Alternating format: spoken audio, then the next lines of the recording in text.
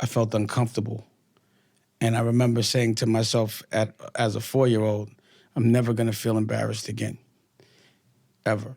I didn't like the way it felt. You know, like when Fred Flintstone used to get yelled at and he starts shrinking, and I just was like, I'm never going to put myself in a position to let any adult, teacher, whatever, I'm never going to be embarrassed. I just hated that. I remember not liking that feeling.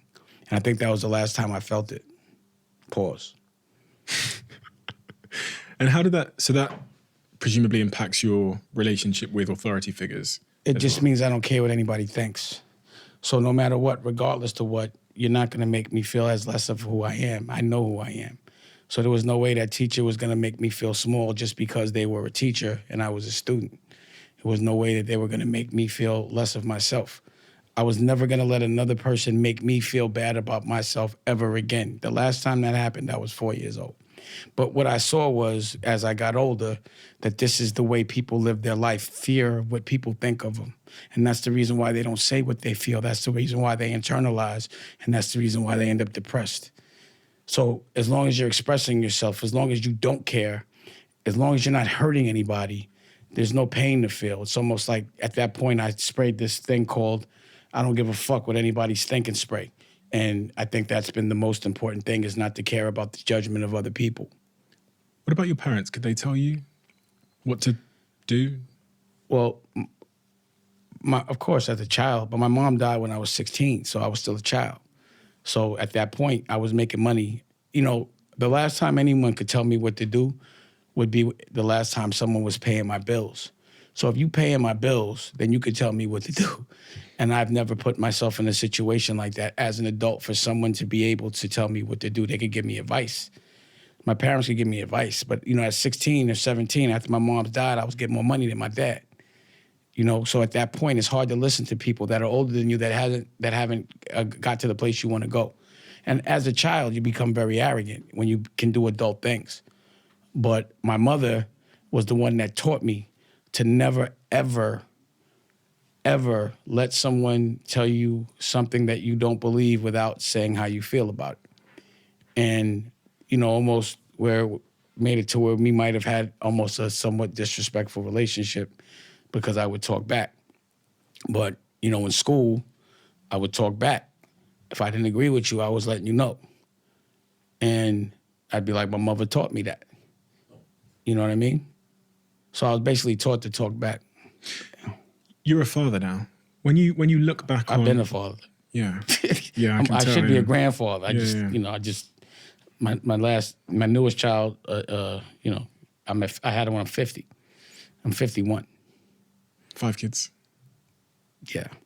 Last time I counted.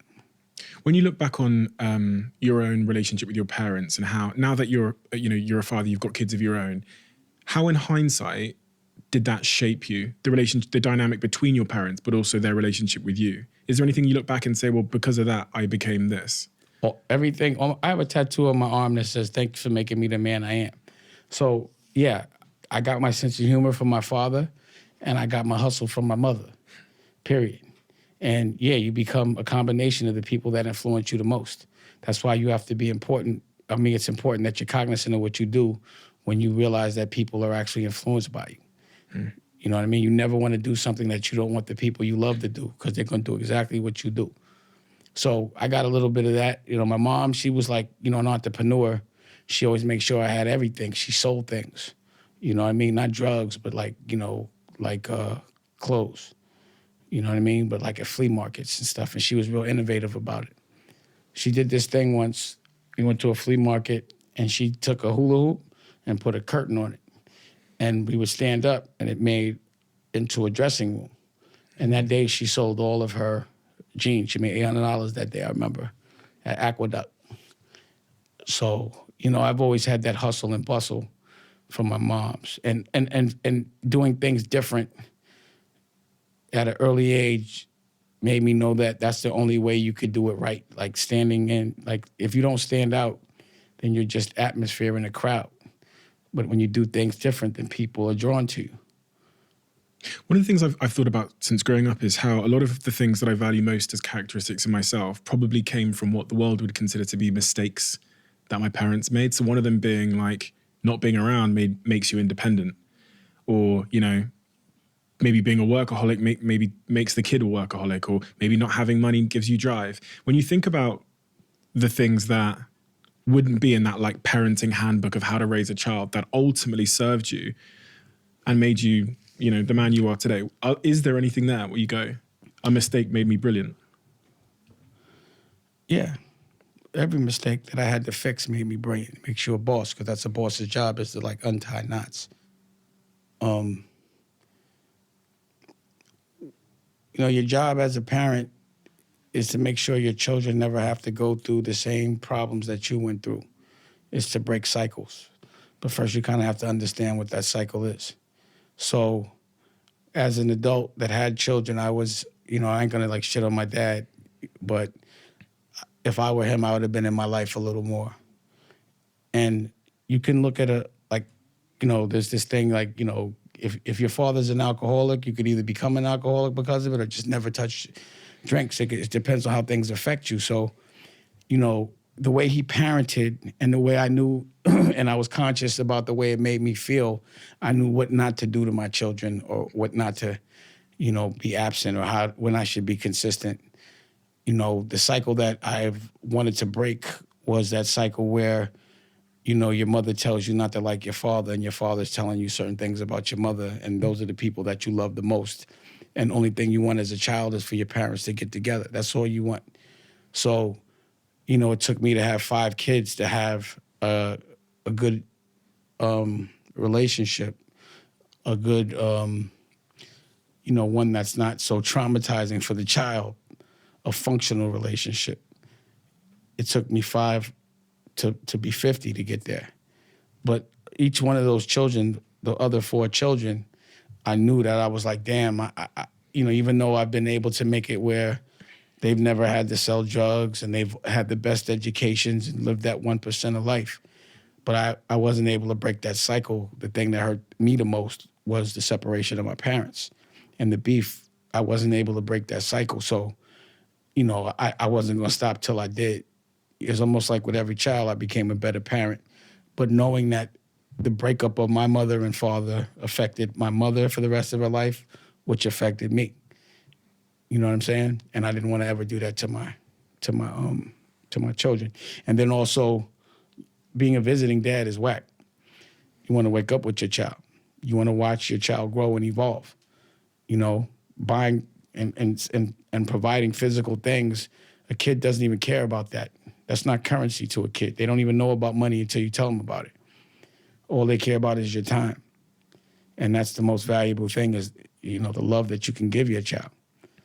So, at some point you might think, okay, I'll sacrifice time with my child because I got to make money to support him. But the kid don't care about that. The kid just wants you to be there to support him. Did you learn about emotions and affection and how to express yourself from your parents? Was that something that you were able to do as a young man well? Yeah, I wouldn't put a title on it like, oh, this is affection, but I've always been able to express myself in any way, whether I'm crying or whether I'm cuddling. I don't have any problems about being and showing what I feel in that moment, unless it's the police. You're 16 years old when your mother passes away? Mm. Yeah. How does that change you? From everything I've read about that time in your life, she was everything. And I read that you'd said that was your biggest fear when you were a young man, was losing your mother. Yeah. Yeah, it made me a beast. It made me fearless. It's like a gift and a curse of facing your nightmares early, because then you have nothing else to be scared of. So, when my mom's died, again, I didn't really care if I died, because I'd be like, oh shit, I'd be with my mom's. So I had no fear of anything at that point. And I knew how I would react, because sometimes you don't know how you're going to react in certain situations. So I knew how I could get over it, not get over it, but live with it. And also it makes you appreciate what a real problem is. Like after my mom's died, I was like, if nobody's dying, I don't really want to hear about it. it could be fixed. I'm not going to ever be unhappy unless it has something to do with health, death, or freedom. You know what I'm saying? But other than that, nothing's going to ever make me worry. Like, I'm not going to be, like, a lot of people overreact to problems because they never had any. They don't know what a problem is, and then they make something that's light feel like it's the worst thing in the world. And I'm not going to ever do that because I appreciate when things are good. You know what I'm saying? It'd be like just in any second, some shit could happen that's fucked up. So in between those moments that you can't control, you have to enjoy life to the fullest, 100%. But sometimes you have to actually go through some pain early so you understand how to appreciate life moving forward. Same thing in me losing my girl, losing Aaliyah. You know, it wasn't a pain I thought that I would ever feel of, you know, you don't anticipate like losing your girl. But once you do, once you get a girl again, you don't let go and you appreciate love. You know, shit has to be taken from you. Things that are free, you find are priceless when they get taken from you. Like freedom and people you love. You know, and then you're like, what was I complaining about? You know, I was rich, I was wealthy because I had love. And now I don't. And there's no money in the world that could bring it back. You know, once your health is gone, it don't matter how, you will spend any amount of money to get your health back if you're sitting in the bed compromised. Once your freedom is taken, you'll spend any amount of money to get out of jail, all of it, because you can't spend none of it while you're in jail other than on commissary, which is, you know. And then again, lose a friend, lose someone you love. If you could do you'd spend anything in the world to get that person back. But then you have to actually lose them to realize how much and how lucky you were to have them. So I try to appreciate life in the moment. I do appreciate life in the moment because I'd be like, what if this was taken from me? Then I'd be sick, you know? 16 years old, losing your mum in that context in Harlem. How do you grieve that? Nobody teaches you how to grieve. Sell drugs. Sell drugs. Yeah. That's how I grieved. I was like, yo, I'm gotta go get money. You know what I'm saying? And, you know, at that point, in that moment, I thought, because I was younger, that money meant happiness. So I would do anything for it in that moment. You know what I mean? Like, you know, I was selling drugs. I was risking my freedom and my life and hurting other people. So that's how I did it. You know, it was just occupying my time and moving forward, period. Is that grieving or is that a distraction? I don't know what you call it at that age. It's called getting through it. So yeah, it's probably a distraction. You know? But again, like, what are you gonna do at 16? To me, you know, I didn't have the money for a therapist or the hindsight to go get one in that moment. So I just sold drugs. Is that what you think in hindsight you needed? I didn't need anything. I like where I'm at now. I think every lesson that I've learned to get me to this place has been perfect for me and for the world. The world learns as I learn. That's the guy that I've become. I don't call them losses. I call them learning experiences. But when you do that publicly and you could always land or you always land back on your feet, the rest of the world learns from that.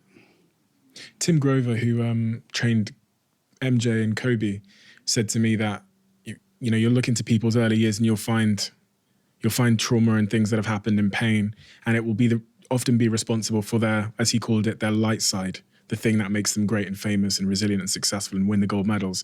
But then that thing is also responsible for their dark side, which can be it can be the insecurities, it can be the things that are less admired.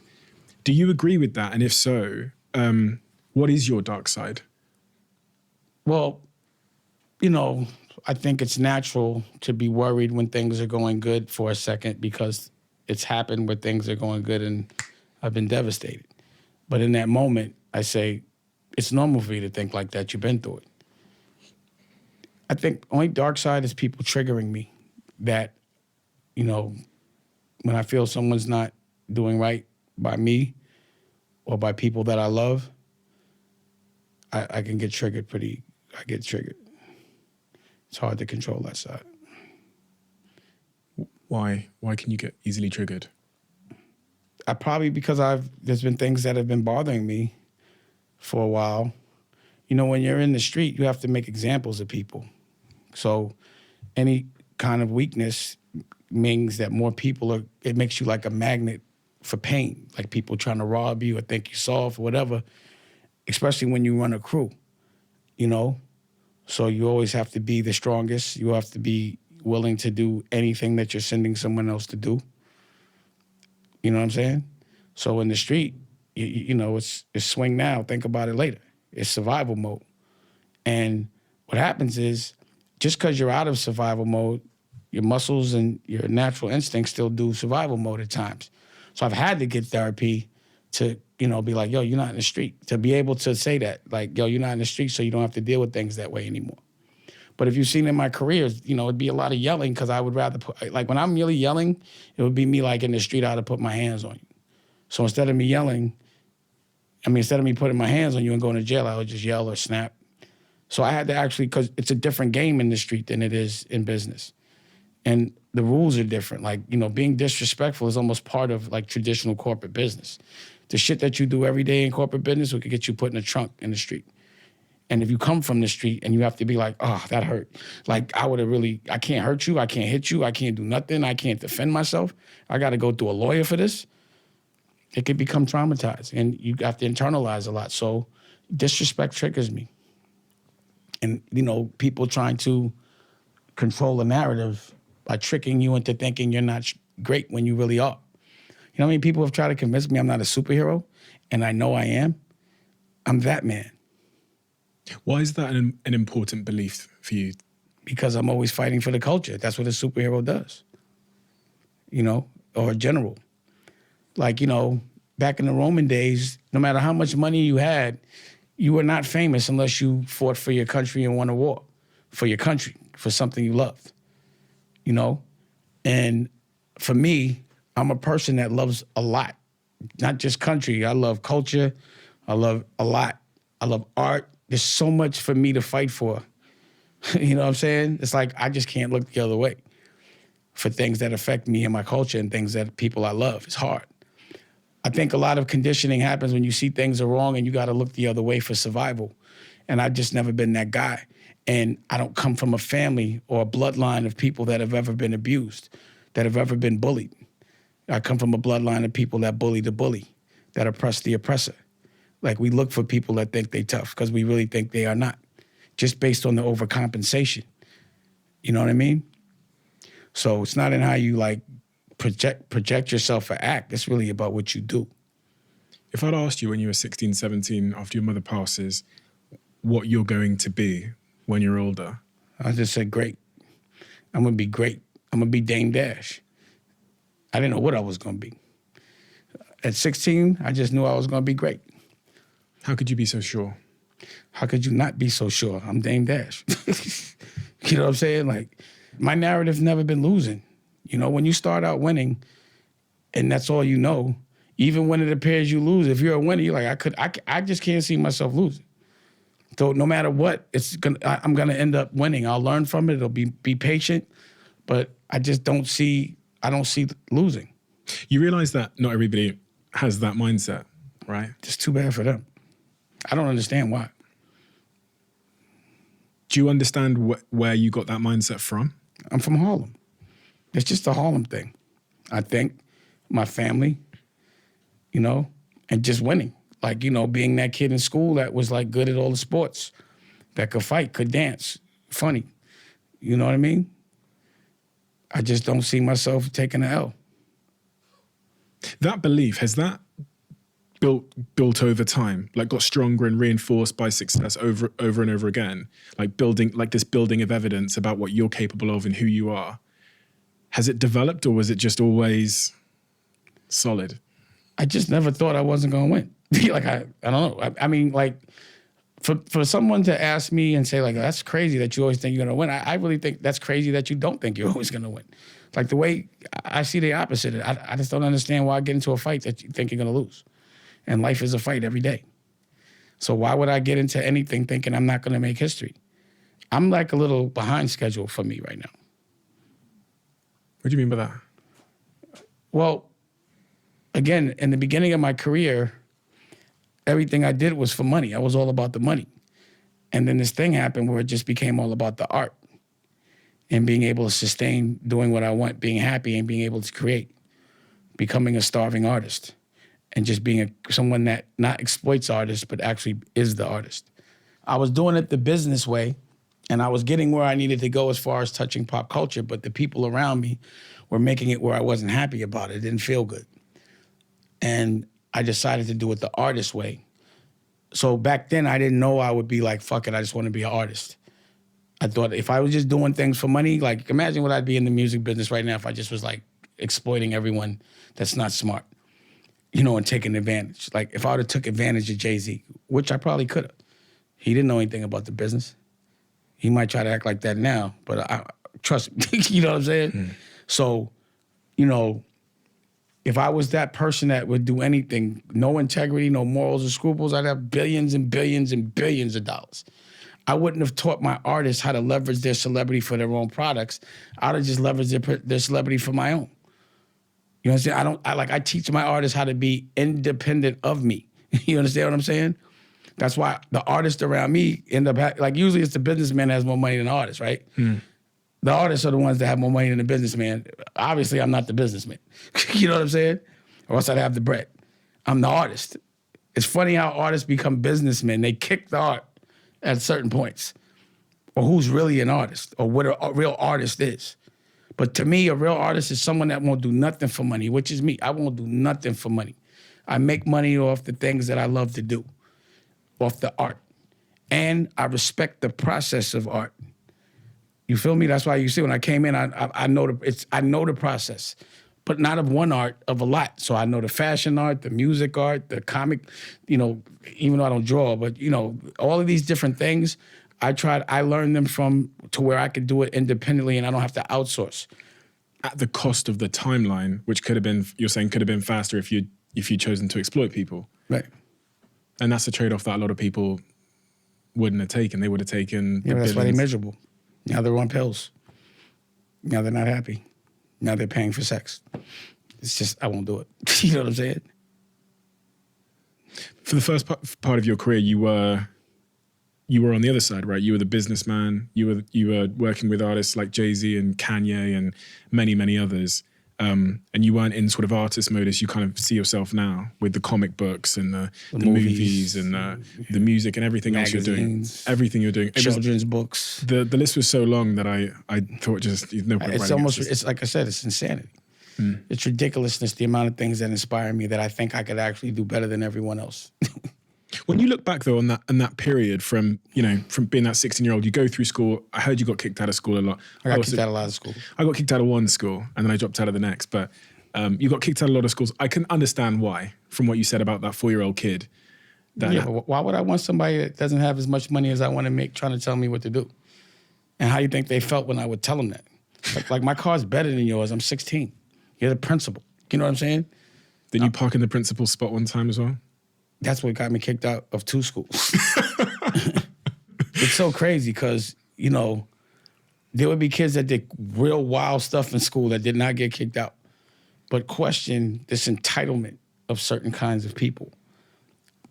Just because someone gives them authority doesn't mean I'm acknowledging it. That journey that led you from there, from being kicked out of that school to, you know, signing Jay-Z, building that career and all of that success around Jay-Z and Kanye. What was, when you look back at why you versus everyone else, what did you have to spot Jay-Z's talent, to spot Kanye's talent, to build them into stars, to create Rockefeller alongside them? What was it about you, in hindsight, the characteristics of you as a person, that made you capable of doing such an endeavor? I mean, I just wasn't taking no. Like, if I believe someone's going to win, I'm 100% sure that they will, and then I fight and make sure that they do. Did you have history in music before Jay-Z? I mean, you'd been before successful being in the music business? Yeah. I was in the music business when I was 19. So I went from drug dealing to the music business. Do you not need any qualifications to become part of the music business? No, you could be the dumbest motherfucker in the world. That's why so many people are there. Really? You see, I mean, in the music business, the traditional music business, they are figureheads that, like, if you ask the average president of a, you know, label about P&L, and quarterly, they won't know shit about that. They're just there because a white company or another culture can't say that they're running black people with a white face. So you need a figurehead there. Someone that will listen to what that person's telling them what to do. And that's why that industry was no bueno for me. I'm like, first of all, I never got hired in that industry. I came as a partner. But the funny thing is they couldn't recognize me as a partner because they were not. And I couldn't recognize them as generals. They'd be like, yo, how you going to talk to, you're a soldier. How could you talk to a general like that without thinking your teeth are going to get cracked? You understand what I'm saying? And they didn't understand that. Like, you don't understand. I own this shit. You work for somebody. Talk to me like the boss. And it's crazy how you will talk to the people that don't own shit like the boss. They just couldn't understand what that meant to own my actual equity, have ownership, not sell my rights to something and then let somebody else pay me for my work. That does not logically make sense. And it never did to me. You know what that means? Like, you have a grown-ass man saying and being proud to say I'm signed. Does that actually sound right? I'm signed to another man. No, it doesn't. But they've actually programmed us to believe it is. You're going to give me an advance. I'm going to give you all the rights to my records, everything that I've done, my art. And then you're going to give me 10% of my art. That's what the music business is, or 8% if you're lucky. That just didn't make sense to me. And I did partnerships with my artists, with the artists I work with in the businesses that I do now, just because I want people to maintain their manhood.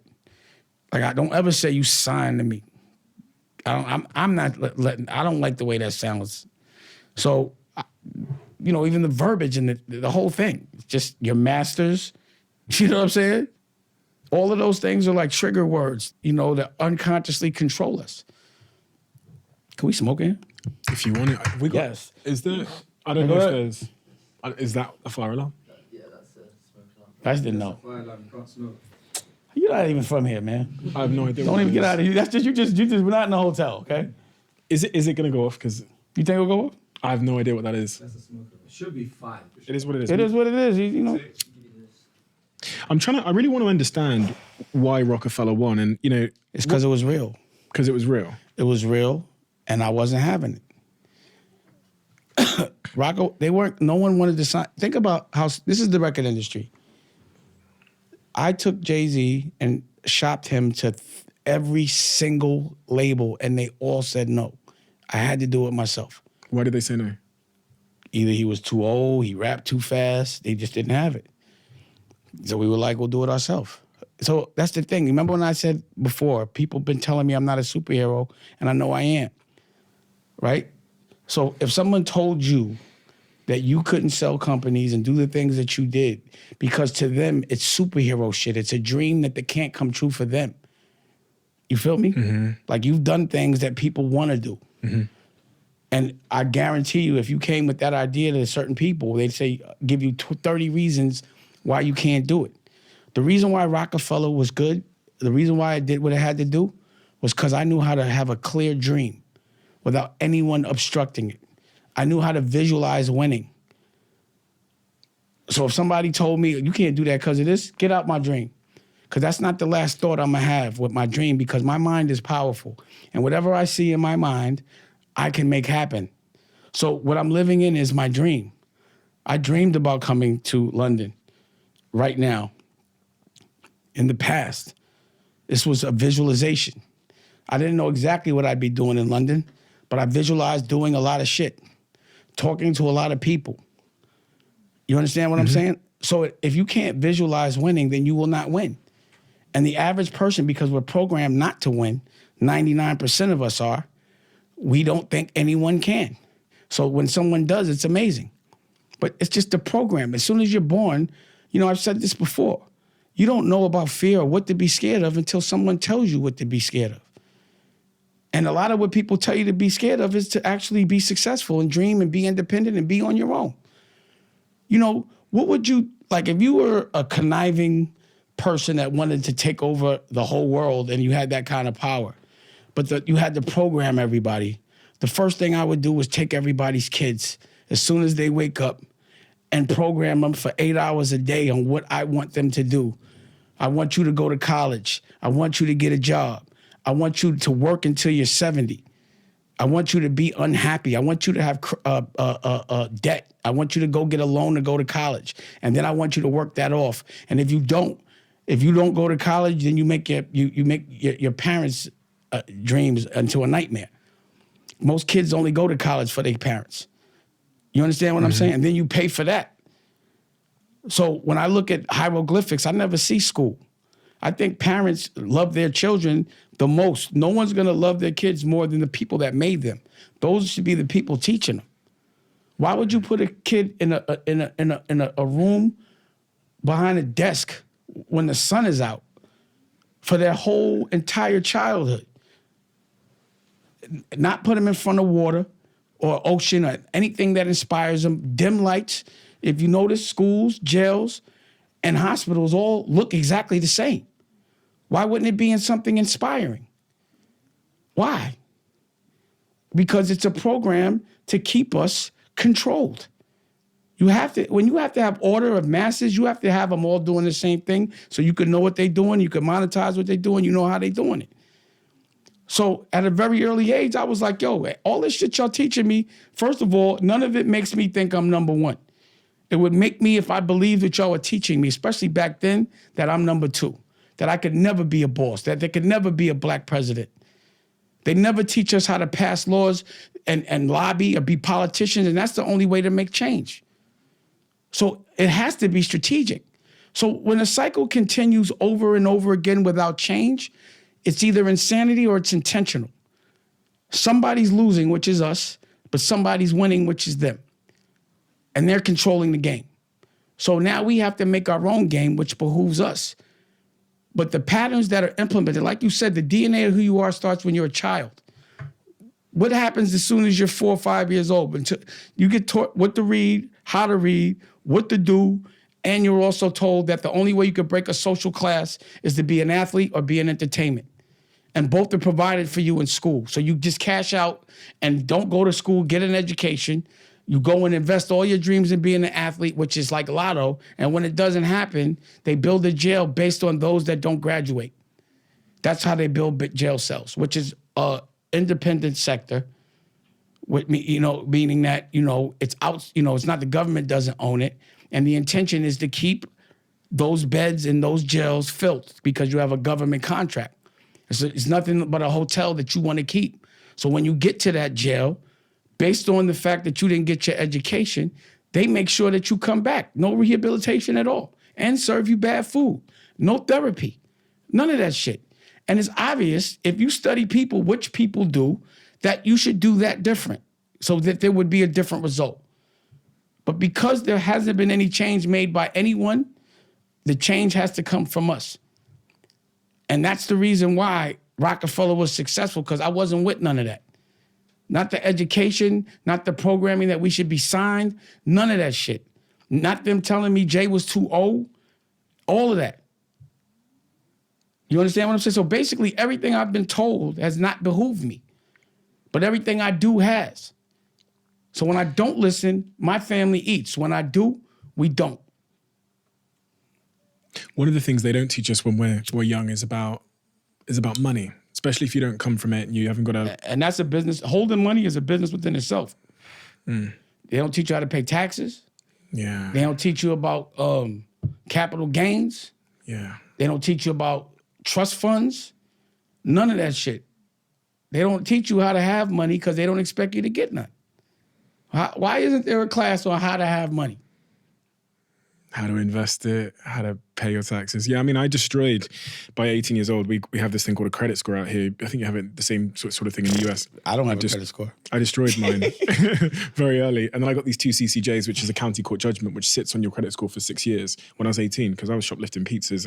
My parents weren't speaking to me. I was trying to start these businesses. How do you shoplift a pizza? You just walk in, you get your bag, dress as smart as you can, so they don't look, you're still black, so they're still gonna look at you walking in the shop, but you dress as smart as you can, go around the back, put it in the bag, walk out. That's what I was doing. I just didn't have any money. But I destroyed my financial credit before I knew what it was. But it didn't bother you because you still did what you had to do. I was convinced I was gonna make millions anyway. So in the street, there is no credit. There's no contracts. Your word is your contract. Your honor is, and if you come from that, like, that's the way I was introduced to life, was the honor, not the contract, not the paper, but the heart and the soul, you know? And that's another reason why I was like, yo, I can't be a businessman because it means my honor game is out the window. How did you learn those lessons of business? You start Rockefeller, but you haven't gone to Selling business drugs. school. Selling drugs. You got to market. You got to be consistent. You know, you got a color top. No one else could use that color. You protect it. You brand. Your work got to be good. Marketing then. Well, it wasn't. See, that's the thing about hustling. This is another thing. It's like, because it's illegal, you can't do no ads. You just got to put out. You got to give samples out. And once they addicted, then you raise the prices. But the marketing of Rockefeller, that was something. It was just, The brand. we were just active, bro. You know, like innately, I don't know. I look back at tapes that I have of, like, you know, when I was like 19, like, and I had merch, but I didn't call it merch back. The things I was doing, I didn't get taught. I didn't have a title for them, but it was just logical to do. You know, if you deal with logic as opposed to waiting for somebody to tell you, I mean, that's the difference between being a soldier and a general. Soldiers they wait literally to be told what to do. Generals give orders. There as well, the naivety seems to be playing into your favor, because if you'd gone to business school and learned about how to build a record label. While I was in business school, I'd have been missing building bro, I paid for my daughter's college, right? But I told her, you don't have to go to college. She wanted to be a model at the time. Those 4 years would have been the prime years for her. You understand what I'm saying? Now she graduated, and it's like, I would have preferred, because her education cost $250,000. I would have way preferred to just give her $250,000 as a salary, or at least invest $250,000 in a business for her. You know, I tell my son Lucky, he's in college right now, and I'm telling him, I'm like, yo, I just did this with your sister. If I'm paying for college, you're gonna listen to your professor, but you're gonna have to listen to me too. I have to be able to tell. Now, this is my first lesson. Tell me what your dreams are. What's your dream? And it's the hardest question for him to answer. They don't teach dreaming in school, which is why we make books. Now, I ain't gonna be mad about it. I'm part of something called the OSG, and there's also, and it's 200 principles, and most of these principles are from places where most people are economically challenged. And what we do is we discuss curriculum, the things the Board of Education's not doing, we'll do it. They do that on Thursdays, and on Tuesdays, I teach the principles in entrepreneurial class, because none of the principals knew how to dream. I'm like, how y'all teaching your teachers to teach the kids how to dream if y'all don't? So in order to teach these kids how to be fearless, y'all got to be fearless. And they have. And they've been that. So I'm not just the person that talks about problems. I'm actively trying to fix them. I read that point about dreaming. I've heard you talk about visualization and dreaming and the importance that plays.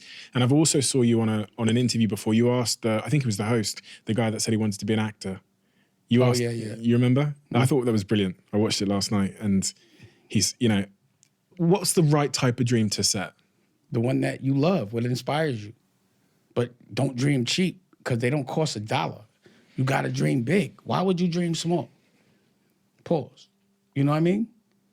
Like, why wouldn't you have the perfect, best case scenario? And it has to be a selfish dream, because you can't help nobody unless you can help yourself.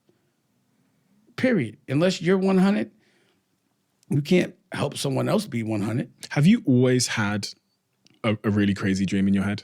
Yeah, I've been living it. Rockefeller was a crazy dream in my head, but so was DD 172. You know what I'm saying? And these other art galleries, everything I'm doing right now, being a director. You know, what I do is, like, as a creative person, I look at my life like a movie, and I like to play different characters. So I got to play the gangster character early, got that out the way. I got to be a music mogul years ago, a fashion designer, a fashion mogul. You know, I started oil. I sold oil for fun, you know, just to do it. You know, Web3, metaverse, the galleries, you know, with Network, you know, that's where I got my land in Network, because of the utilities that it could do. It could do a lot of shit. Just playing these different roles. Where does focus come into this? Because this is None. I'm insane. I don't have any focus. That's the problem. If there is a problem, that is it. I drive my staff and my crew crazy. Every day there's a new idea. I'm inspired, and I want to make it happen tangible, or it bothers me. And I have the wherewithal to make it happen. I'm a starving artist, but starving is relative for me. You know? I'm going to always have a staff that can make my dreams come true. So while I'm in London, trust me, the 3rd edition of the magazine is being, right as we speak, and right now I can feel it actually being drawn and written, you know?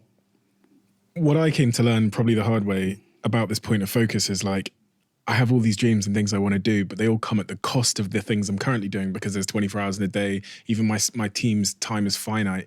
So if you're well aware that focus is an issue for you and that, you know, you can't do everything, how have you not sort of stopped, reined yourself in a little bit with all these ideas and projects you have going on? Because as I said, I read the list and I was like, Jesus. Sometimes I have to like completely detach. So the last 3 months, I just left LA. I've been trying to stay away from creative things. I've been hiding my cameras from me. You understand what I mean? I'm staying away from people that inspire me.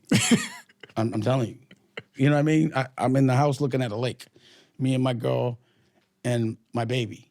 For the last couple of years, maybe I'd say 9 to 10, I've just been a creative, and I've been creating. And I haven't been outside. I haven't been trying to promote or do any of those things. But I have so many tangible, physical assets, goods that need to be sold right now, that it's time to be great. So I've proven to myself that I can be an artist. Now I need to prove to myself I can make money off being an artist. Why does that matter? So I can pay the bills. So I can make more art.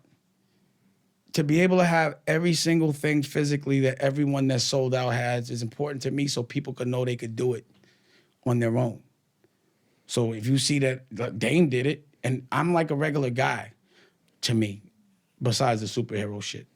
But if I could do it, most people believe that they can as well. So it's important to lead by example. You know, a lot of people give these like classes and this, that, and the third. I'll be like, yo, just look at what I'm doing. I'm not talking about, like, as I'm talking, I'm like, I don't make a living from talking. I make a living from actually talking about the things I'm doing, but the living comes from the things I'm doing. You understand what I'm saying? Like, I got shit I'm doing. Like, I'm not just, I got a movie to show you right now, 3. I got a magazine to show you right now. I got a comic book to show you right now. I got a children's book to show you right now. You know what I mean? I got a whole, I got so many different fashion lines. You know, I have an album out right now. Cameron and A-Track. It's called You Wasn't There. It was #1 on the rap charts last week. I forgot I put that shit out. When is enough enough? Enough what? Fun? It's never enough fun. If I'm not talking, again, it's not like I got a bunch of bread. You know what I'm saying? If I had crazy bread, then they'd be like, oh, I'm not doing it for the money. I just do it every single day. There's just new shit to do. You said before we started recording, you're busy in your mind almost to the point of insanity. And when I spoke to Rock, who's your fiance, she said you're crazy, crazy motivated. The most driven, motivated person she's ever encountered in her life. He just never turns off. He doesn't sleep. I mean, how sustainable is that? How sustainable has it been? You tell me. You tell me. I'm 51, 52. I'm chilling. Almost to the point of insanity, though. He doesn't turn off. He doesn't sleep. I'm just having so much fun. It's not like I'm like, I don't leave her, though. It's not like I don't leave. I don't leave the house. I'm up working. So it's like, oh, shit, there's music to make, you know? Or, oh, shit, there's a movie to make. You know, there's just so much to do. And I'm having mad fun. So my dream, like when I'm, like literally, like physically when I go to sleep and dream at night, my life is better than anything I could be dreaming about. And I'd be like literally I wake up like, whew, I'm glad I have to stay in that. Like, am I still in my house? Like, you know what I mean? Like, I love, if God, listen, for me not to take advantage of all the opportunity that God has given me based on where I'm from, it would be disrespectful to the opportunities that are presented for me to sleep right now. It would be disrespectful. It's too much. Like, I am very aware that I live a privileged life compared to most people. because I can actually do things based on art all day. So it just would be disrespectful to art, you know? If I was coming up, right? So say I hadn't done anything in my life and I was a young kid, 18 years old, and I'm saying, Dame, I've got all these ideas. You know, I've got this book, a comic book, the TV, the movie, da-da-da. What advice would you give me in terms of... I'd say focus. Interesting. But the thing about it is the difference is when I say I have all these ideas, I'm also showing you tangible things. Can you execute? People have ideas all day. Not many people can execute. I can. See, that's where there's a gift and a curse. Because I can finish, because I actually can do it, because I will do it. You understand what I'm saying? That's a curse, isn't it? Yeah. But I love it. It's a The good reason curse. I'm really obsessing about this topic is I've been talking to my team, some of them... Seems like it must be a similar relatable problem. And that's exactly why I'm really picking at it, because, you know, Don't worry about it. We're told that we can't move in 10 different dimensions at one time, but we really can. But what about 20? You could do 50. But then it comes at the cost of one of those... And that's what I've been contending What with. in Is, life doesn't come with a cost? so I'll give you an example. This podcast here, we could start multiple podcasts with loads of different creators. So do it. But even 5% of my time thinking about that problem is taken from like my companies. Let me show you. Let me equate that to you. So there are people that can cook very well for their family. But a real chef has to cook 1,000 plates every fucking night. He does not do that on his own. He has other chefs that he teaches. So that's part of being a business person. Like, look at Walt Disney. Like, look at Disney. They do a bunch of shit to insanity, but it gets done. So that's where the business comes. See, I'm lucky enough that I can understand my left and right side of the brain, but I kind of understand if you do two things, both of them working at the same time, it doesn't work out. Because when you're dealing with money, you can't be emotional. But when you're dealing with art, it's pure emotion. So when I'm shooting movies and people try to make me do business, I'd be mad. Like, get the fuck, don't. It's not gonna come from a businessman's place. It's gonna come from an emotional place. So, you know, identifying when to turn off, turn on, it's tricky. Have you ever overextended yourself in terms of taking on too much and thought, fuck, I need to... Always. Like, you gotta remember, like, I don't have no support. It's all me, financially. So all these things that got made from one pocket. You know what I'm saying? An independent pocket. So it's never no money to look at. Like, I'm always racing a storm. When things happen to me in life, it's like, what's the message here, right? So we had this crib in Florida. First 2 weeks, lightning hit the crib, blew out the fucking air conditioners. And you can't be in Florida without air conditioners in the summer. And then this hurricane comes through. So the hurricane is on its way. I got to go to the Black Caucus in Washington and have a commission meeting and do a panel for the Congressman Andre Carson in the commission. And I'm like, yo, I'm not going to be able to fly out of any Florida. So we go to Hilton Head. We got a crib in Hilton Head, and Rocky's parents are from Hilton Head.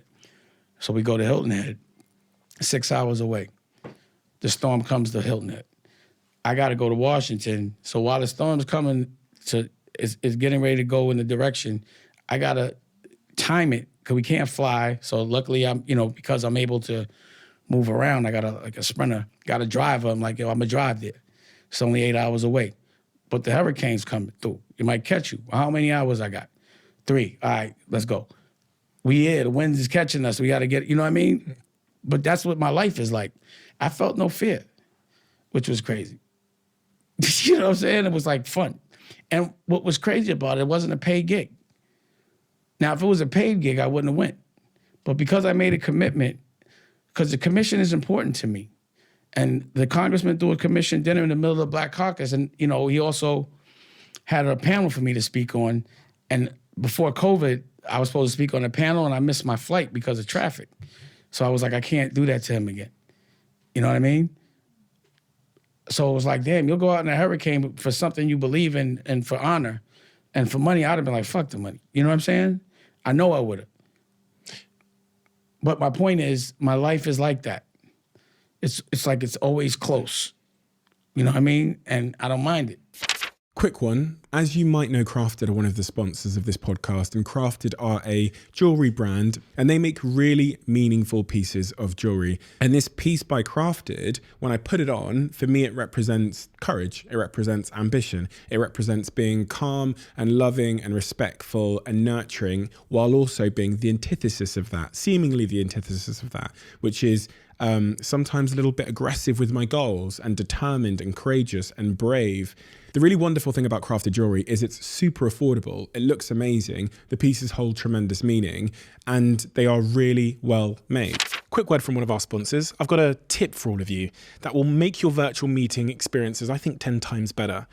As some of you may know by now, BlueJeans by Verizon offers seamless, high-quality video conferencing. But the reason why I use BlueJeans versus other video conferencing tools is because of immersion.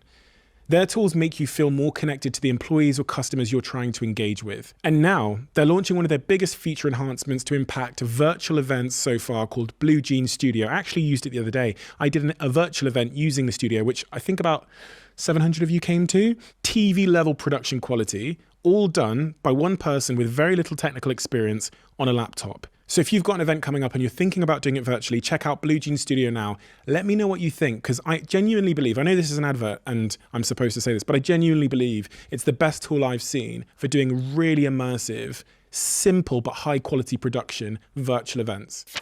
One of the things that your fiance said to my team when we spoke to her was that you value that and loyalty exceptionally high. It's everything. I could just tell you this. Where I'm from, survival is honor. So if you don't play the game right, you end up dead or in jail, period. And you have to play the game right. Unspoken laws. Just honor. And I just always looked at people that were honorable and how cool it looks to be honorable. How fly it is, because honor's not convenient. You know, it's when it's something that's challenging and it's something that you don't want to do, but you do it anyway because of honor. Give me an example of what you mean when you say honor. What is that in the streets? What is it in business to you now? Being a man of your word. So if you agree to something, that's it.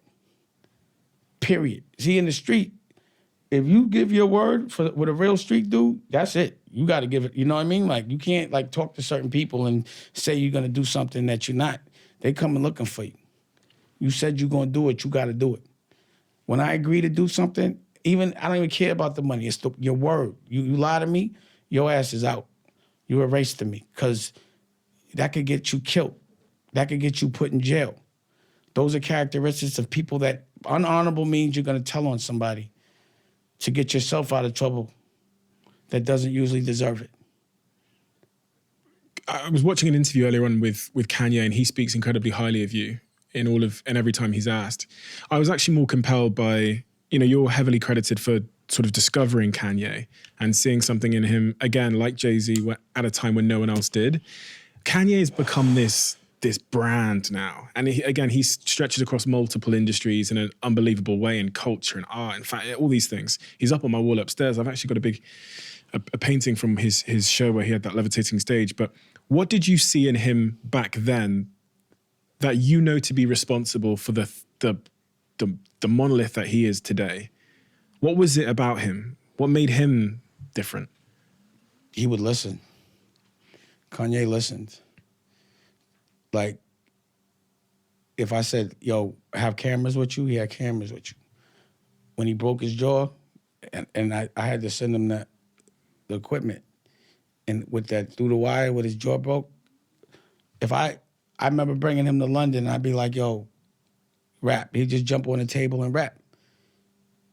And the thing about when you say I discovered Kanye, yeah, but I gave everyone in Rockefeller the same exact opportunity. I fought for Kanye and protected Kanye. I did that for every single artist. He just chose to do and take the opportunity and the protection and run with it until he didn't need any more. And no one else did. What is his brilliance in your assessment? That he's so confident in his dreams that they happen, period. But what y'all might not realize about Kanye, and I'll probably leave it at that way, is that my personal experience with him, just watching him move around, is that he's completely committed to what he's giving you. Every single second until he passes out, he's working. He doesn't have a personal life that I've seen. Every second's devoted to art. And it's insanity as well. You know, he said it. He's like, yo, I'm Dame Dash with a whole lot of money. And he is. But, you know, the thing is, he has a whole lot of money because he talks and works with corporate. But look how it triggers him. You know what I mean? So what it means is no matter how much money you make, if there's still somebody impeding on your art, you're going to be unhappy. And that's why my advice is always to do it on your own. Just for the happiness value of it. Fuck the money. If we all said forget the money, we'd make so much more. Probably not in the short term, though, right? But in the meantime, you're having mad fun. When you're working on your dream, money doesn't matter.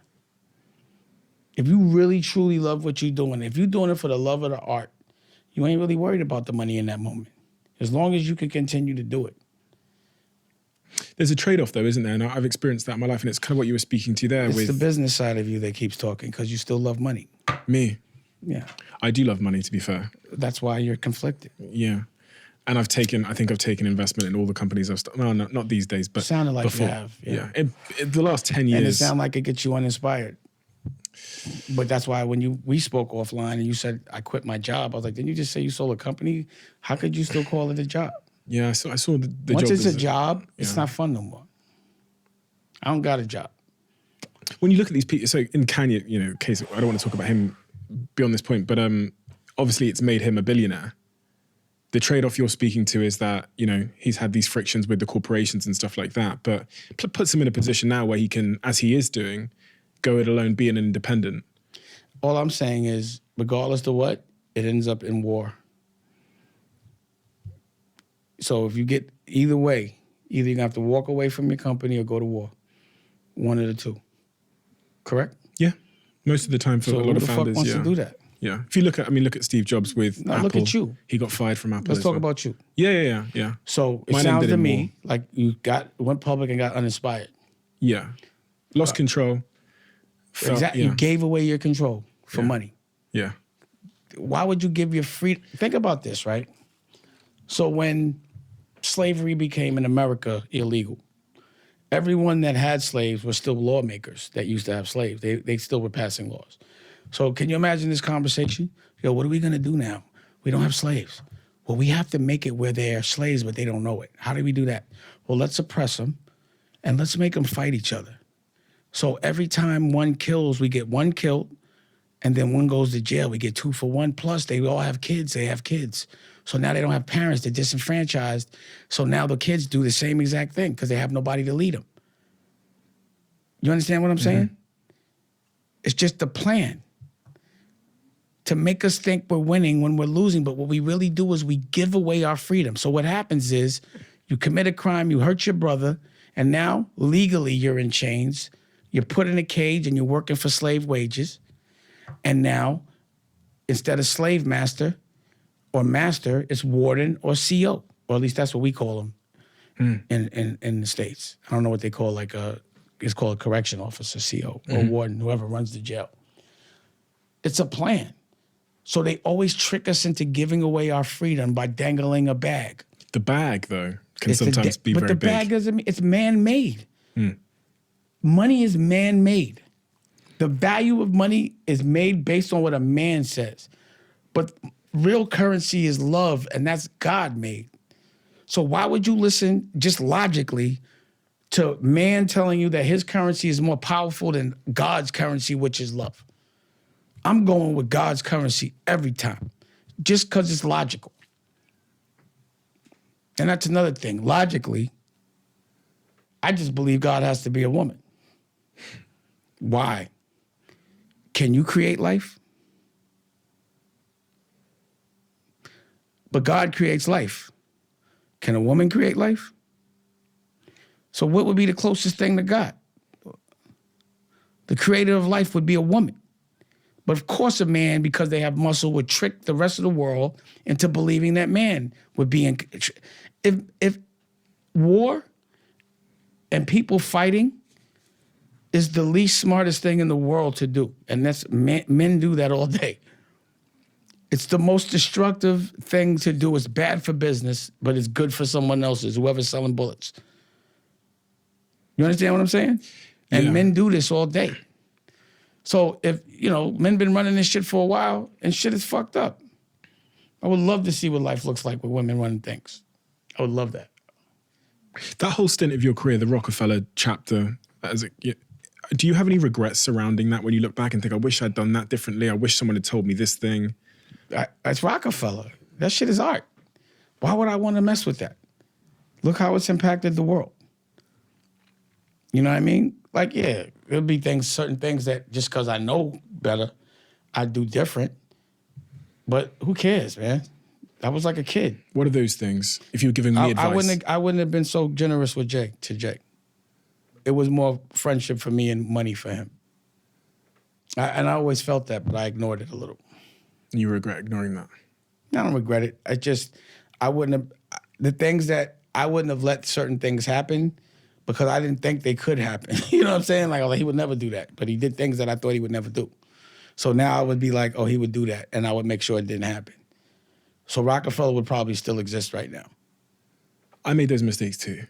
It is what it is. Actually, the life that I got after Rockefeller was it's been so fulfilling and I've had so much fun. I just opened up art galleries all over the world and made music with cool people. And I just been doing cool shit for the last 10 years. I was compelled by what you said earlier when you said Rockefeller would still exist. Yeah. Okay, you tell me what was the end of Rockefeller and why it happened. From what I understand, and again, this is just what I've read, there was a dinner that took place between you and Jay where Jay wanted to sell Rockefeller to Def Jam. No, that's not what happened. Okay, well, there you go. We met at dinner because I had heard from L.A. Reid that Jay was like, I'll take the job of president, but Damon and Biggs can't be down with Rockefeller. And L.A. Reid was like, yo, and I thought John McNeely had said this shit. I was like, Jay could have never said that. And we went and he did me like public place, the whole shit, and told me this shit. And I was just like, fucking serious? Jay told you that? He said, yeah, I want to be looked at as a businessman. And as long as you're around, I can't be looked at as a businessman. But I was like, what's that got to do with Rockefeller? So he was like, yo, y'all can have Rockefeller, but just give me my Reasonable Doubt masters back. I said, let me think about it. And I went and did a screening of The Woodsman. And I was like, yo, come with me to the screening so he could walk the carpet. He's like, nah, you're all dressed up. And I was like, this nigga never helps. But my point is, regardless of what, Rockefeller still existed. It's just I didn't run it. So why isn't there still a Rockefeller? Rockefeller was sold, right? In the end? It was sold, but they gave Jay to run Rockefeller. So Kanye was still there. Everybody was still there. Why is there no more Rockefeller? You tell me. Well, usually when a rapper runs other rappers, it doesn't happen. It doesn't work no more. It just means there was no Rockefeller unless I run it. That's it. So I would have continued to run it. I wouldn't have put that, I would have dealt with it different. And how when you're going forward in like... But I didn't want to run Rockefeller no more. I was done with that. At that time, I was already at Rockware. My office was I wasn't fucking with music no more. And Rockware was making a lot of money, right? Yeah, but it was just more, I was just inspired. I was just sick of being in that building and dealing with dumb shit. I was done with the music business. I wanted to do fashion. I was done with it. So I looked at it as an out. Like, out of obligation, I would have still ran Rockefeller because I gave my commitment. But because they was acting silly, I was like, yo, take it. I want to go anyway. You know what I'm saying? Mm. But, How do you feel towards Jay-Z now? I don't feel nothing. No bad feelings, no good feelings? No feelings. If I deal with feelings, then they would probably not be so complimentary. He's obviously achieved, tremendous success in all he's done in multi-industries and all that kind of thing. What is it about him that you think has put him in that position? His characteristics? I don't want to talk about Jay. You don't want to talk about him? Not really. Like, you know, I know what Rockefeller was and how we did business. So it's hard to, I don't even try to figure that shit out. Period. You have a really unique perspective in the sense that you know, yourself, Kanye, Jay, you got to see the characteristics that made them go on their journeys. And that's really what I was trying to get at is like, what are those? The difference between Jay and Kanye, and I say it, Jay is about the money, period. And Kanye is about the art and the money. But it's the art, you know what I mean? Like Kanye is a real artist. Like Kanye is in different dimensions. Like, you know, he really focuses on that fashion. I never saw Jay do that, ever. Nothing near that. And he really focuses on his creative. Like, he produces his own beats. And then he's about, like, sonically, he's really into how things are, like I don't even understand what the fuck he's doing when he makes beats. You know what I mean? Like, I know what a beat sounds, but then he does some other shit that makes it, like, where other people respect it. You know, it's an art to what he does. And Kanye obviously has opinions. You know, he's not trying to fit in. So Kanye's whole thing is, I don't give a fuck. You know, he's an artist that likes war. But most artists, I don't know, I think it's like art is something that you will really fight for if you love it. Even if your message is misunderstood. Like White Lives Matter. Yeah, I don't understand it. You don't understand his message there? No. Kanye, holla at me, bro. Explain that one to me. I didn't understand that one either. I did try and read after I saw his post, but I still couldn't quite grasp what he was getting Actually, at. don't holler at me. I don't want to talk about that. The only reason why I would want to talk to him is so I could know, so I could protect him. That's the only reason why. But other than that, it's like, yeah, that one there. I love Kanye. Seems to have bothered you. Seems to have bothered you, that one. Nah, nothing he does bothers me. I know about Kanye. You know, I know that his thing is to trigger. So he's a triggerer. So if I'm not gonna be triggered, you know what I'm saying? Like, he likes that shit. I don't. That ain't me. I mean, you know, it's fun to watch, but certain things I'd be like, you know, like I said, we have a relationship where if I don't agree with him, we have conversations. You feel me? And that might be why sometimes we don't speak for a while. But you know what I'm saying? Like, with everyone that I love, I'm not gonna just say things are all right if they're not. I'm gonna tell you my perspective on it. And sometimes people don't want to hear that shit. I don't know what's going on, so I can't judge it, but I wouldn't have did that shit. You know what I'm saying? I didn't like it. I'm telling you right now, but I'm not gonna disown him, but I didn't like it. He's like that person in Thanksgiving, that uncle that you are. Like, think about it, like, you know, I'd have Stacey Dash at my fucking Thanksgiving table. Imagine what that would be like. The elephant in the room gets addressed. You understand what I'm saying? But that be the reasons why a lot of times it doesn't happen so often, because I'm always addressed it. Not because I'm, you know, I just honestly would like to know. Curiosity. What did you learn from how Rockefeller came to end about business, life, people? I didn't look at the music. I didn't look at that as business. That's why I was like, it's not real business.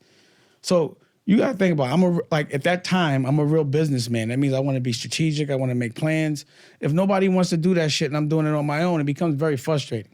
So I had to fight for Rocawear. You know what I'm saying? I had to do it on my own. I had to fight for Rockefeller. I had to do it on my own. It was just too much fighting, and then fighting with the people that I'm fighting for. It just was, you know, it was just like, I'm not fighting for a bunch of dudes. Like, it's just, there's nothing to get from it. It's a game.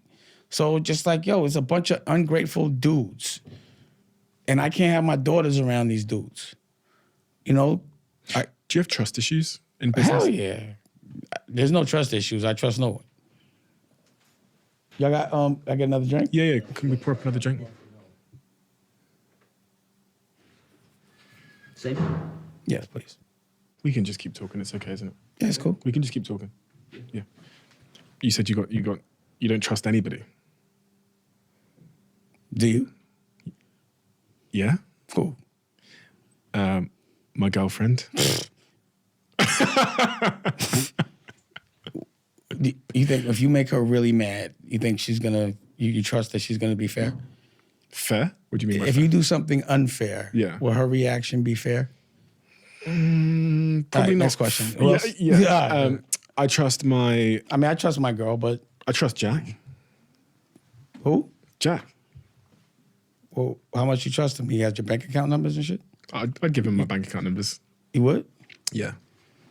My assistant, Sophie, I trust her as well. My brother works full time for my company, Jason. I trust it. He actually manages all my finances, my bank account, all my investment portfolio when I do Shark Tank Dragon's Den. We'll see how that works out. It's going well so far. We don't, No. Yeah. No, I'm just saying this. Let me just Yeah. say this. Of course, I have people around me, and everyone has to deal with those things. But the trust thing is, I'm cut from a certain kind of cloth. So what may not be honorable to people because they're not from the same experience as me, it may be different version than what I see. So I don't trust that people look at things exactly the way I do. Like some people don't think things that are disrespectful are because they're not a boss.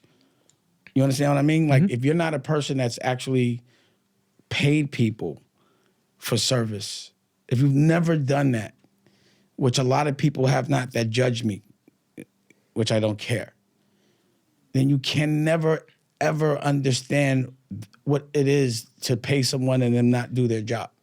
You just never know what that is. So you don't trust people? Nah. People don't even trust themselves. There's no one in your life that you trust? Your fiance? No, I mean, there's a level of trust, yeah. Yeah, I mean, I trust her. Yeah, I trust my girl. But people, I don't, like family, it's like whatever. If they fuck you over, they do. It is what it is. That's their burden to bear. You know what I mean? Like karmically. But people that I don't have to trust, I don't. Like there's always, like I trust people like, yeah, but there's never 100, it'd be like, you never know what someone's doing when you're not looking, bro. People are different. When you're a person that's cutting the checks, it's hard to trust people because they're just showing you what they have to show you to get the money. You feel me?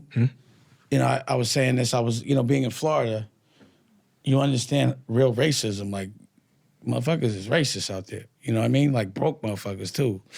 The crazy shit about, like, racism is, like, being a wealthy or what could appear to be a wealthy black man with a staff, and you might get someone from another culture, and they'll be like, but you still not white. No matter how much money you got, I'm like, I don't want to be white. You know what I'm saying? But they still have that chip. Like, but it's that one thing that's like, I'm not trying to be that. You think that's what it is. I don't. You feel what I'm saying? But what I understood is I've never had to feel racism because I'm always the person that's hiring and firing people. A racist is never going to act like a racist in front of me. He'll get fired or worse. You know what I'm saying? But if you're a person that's not in that position, you have to deal with racism. Imagine someone that's racist, your boss. And that's a lot of people. So the only way to really combat racism is economic empowerment. You have to either own the bricks, you have to be the boss. And then you select the people that you want around you. And if they want to be racist, they better internalize that and go get some therapy because a black man's telling you what to do. On that point of the people you have around you, how do you pick those people? What are you looking for when you're hiring somebody or you're looking for someone to partner with? What characteristics are you looking for? They got to be the best at what they do that I need to hire them for. And I prefer a certain kind of discipline. What kind of discipline? That every hour of the day that you work in, that you love what you do, that you respect my time and my money. But, it's just really at this point, like when you're looking to invest in somebody, you look at potential.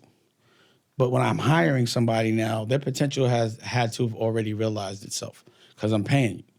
It's like a professional team. So there's certain relationships that I have that are completely personal. And I'll work with you because we have a personal relationship. I'll help you. That's personal. But when I'm really paying you, you just got to be at this point, you need to be the best at what you do. So let's look at your work. You know what I mean? I just need to see your work. I need to see what you've done before you work with me. So if I hire a DP, I need to see they real. What do you think about pessimism in people you're working with? Because I've seen from watching your interviews that you seem to have a real problem with people that... I hate negative people. If you're negative, you got to get away from me. And there are people that come negative, pause, because that's just what they've been raised, but they're skilled. And it hasn't worked out because of that. Because you just lead with negative first. You know, if the first thing, if I have an idea, the first thing you want to talk about is the problems with it, then we got an issue. There's a time to talk about problems, but not while I'm dreaming. And hard work. You know, in our culture, there's been a bit of a movement around hard work that, you know, work-life balance and these kind of conversations. What do you think about work-life balance and the importance of hard work in achieving big dreams? Hard work is everything. And if you look at the people, you know, there's this misconception that black people can only have black people work for them. You know what I mean? Like, you know. In the US, more so than here. Probably. Yeah. And that's where I'm coming from. That's Yeah. PTSD or whatever. Yeah.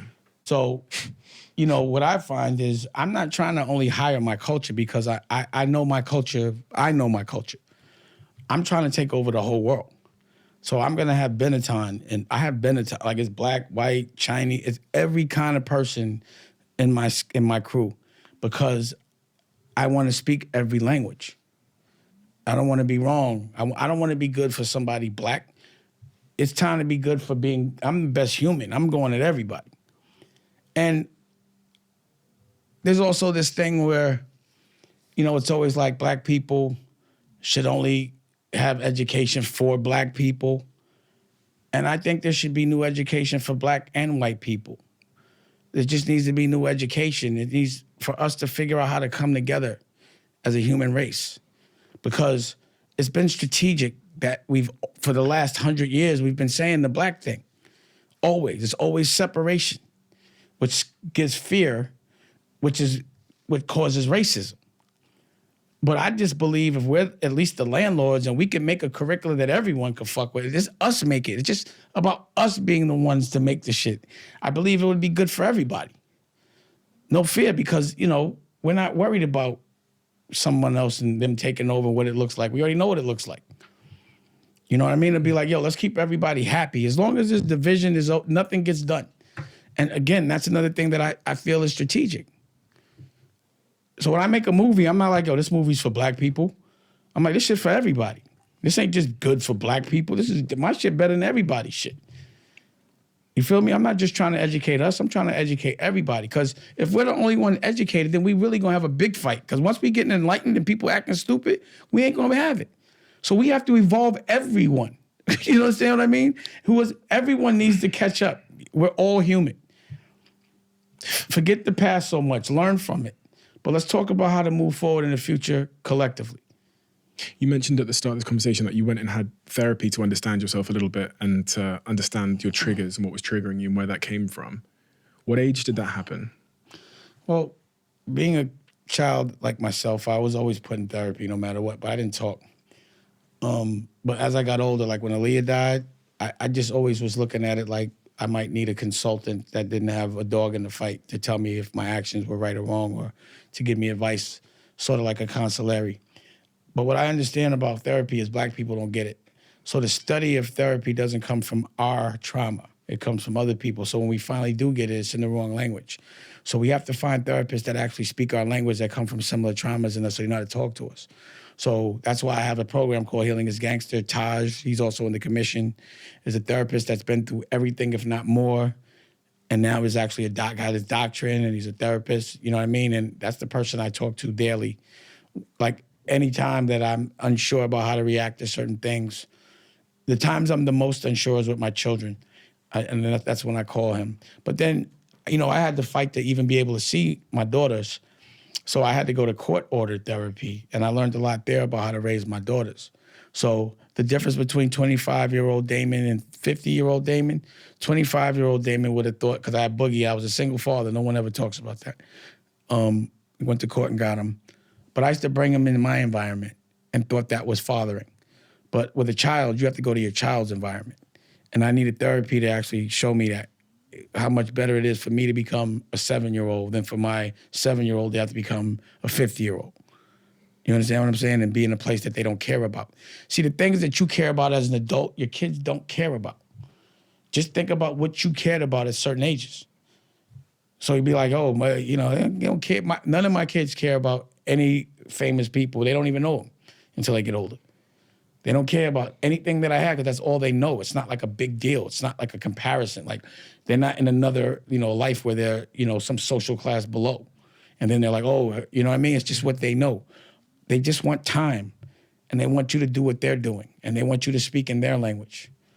And that's what I've learned. That's why I've made all of these with my girl for my son. She's made children's books and syllabuses from the womb to 3 years old, and all this programming on how to interact with your child. You understand what I'm saying? So I'm a way better parent now, which is most important. What was the hardest moment in your life? When my mom's died, when Aaliyah died, when people die, that's the shit that's the hardest. But everything else is easy. When I read about, I obviously remember the news, the global news when Aaliyah died, but when I read about it before you came here, now that I'm in a relationship with someone that I love, I tried to play out, I played out in my head what that would feel like for me. Don't do it. Yeah, I just couldn't. I couldn't get there. My brain wouldn't let me go all the way. You don't want to go there. It's a pain that you couldn't understand. But surviving that pain has made me very cool. What was that period of your life like? It was sad. But, things were going on. So it was like it was me organizing myself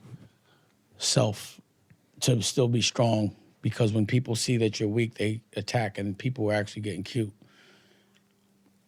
It was me proving to myself that I'm a real general, that I could work with a broken heart. Is there a cost to that, always being strong? Nah. I'm not saying that I didn't feel. I'm just saying I had to learn I had to lead by example.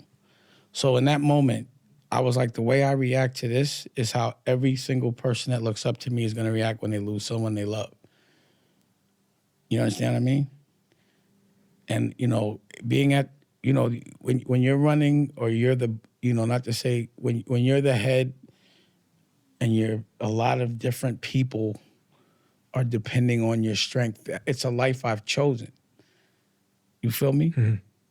So when you choose to be a certain way or take a certain role, like I would rather do that than sit around and be sad.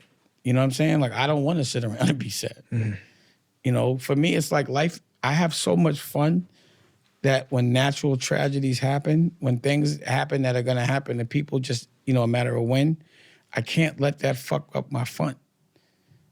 It's just the test. But, it takes reading and therapy to organize, to be able to move at a professional level.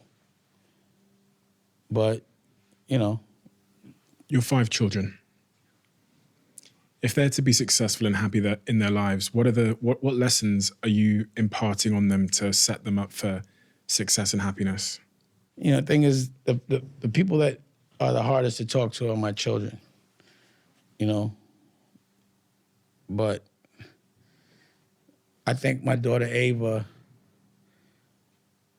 who's been through as a youngster, been through the wars and all that, but like where she is now, I really feel good about my parenting skills, because she knows what happiness is, and she just loves the family so much.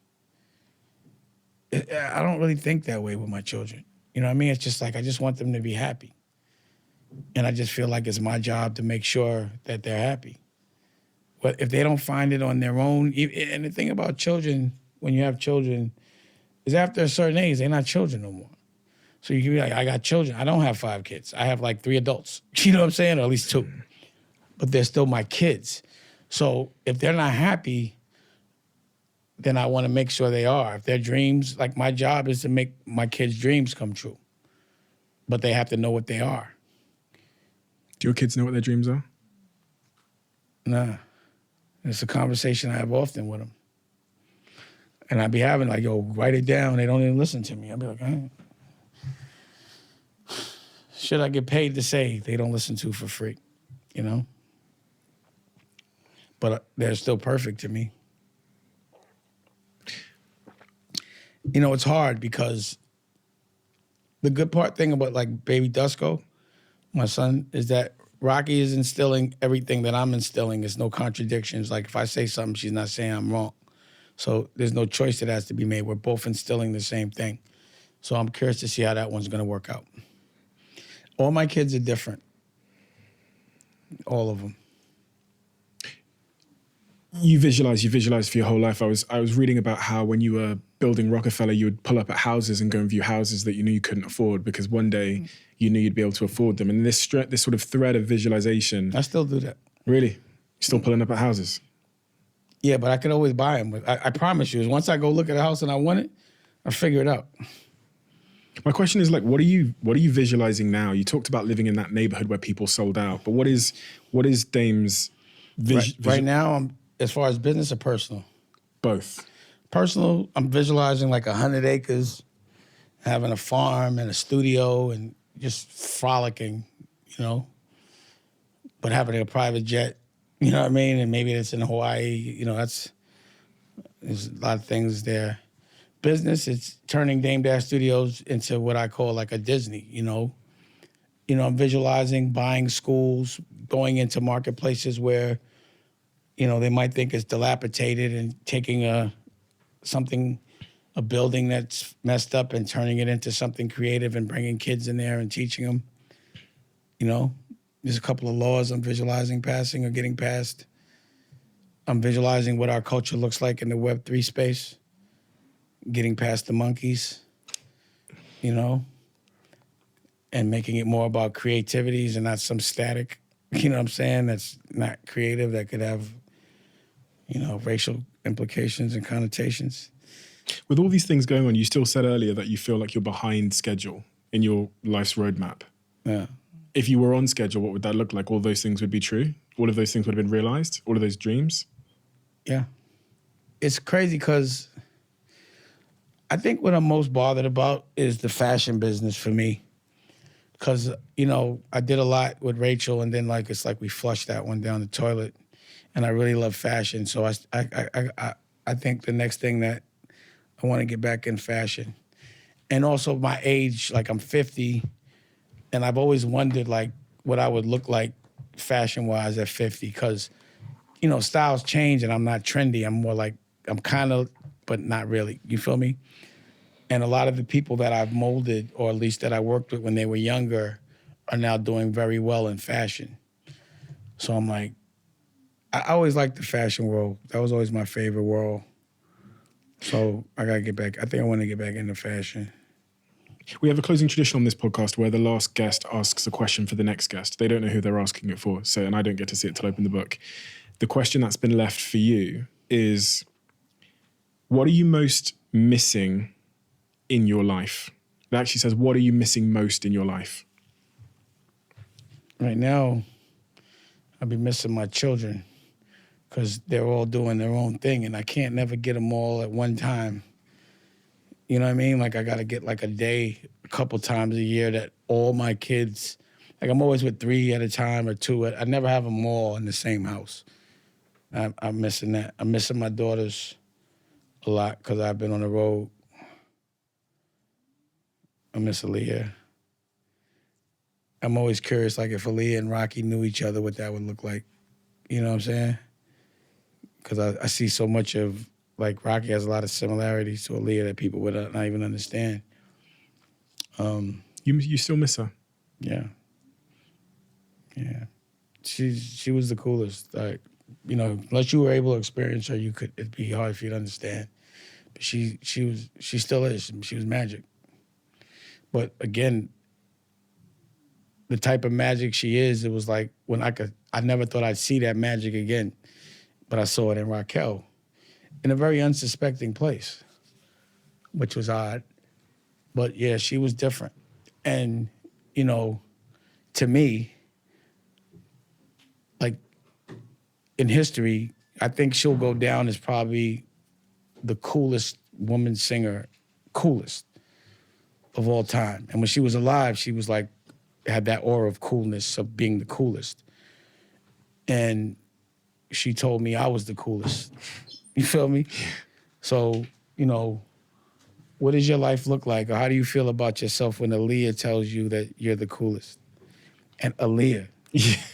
You understand? Thank you. You understand what I'm saying? Yeah. What kind of confidence do you have? It's a big What cosign. kind of validation do you have when you could really be like, Aaliyah told me I was the coolest person she ever met?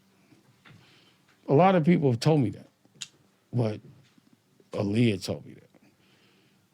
I'm so inspired. I've been really inspired by so many things you've said, but really the dedication to art and being an artist, I think, is something that people don't speak about enough, because everyone's trying to get the bag and business and build, but the art is obviously where the emotion, the love, and the expression The bag is. has always been a distraction.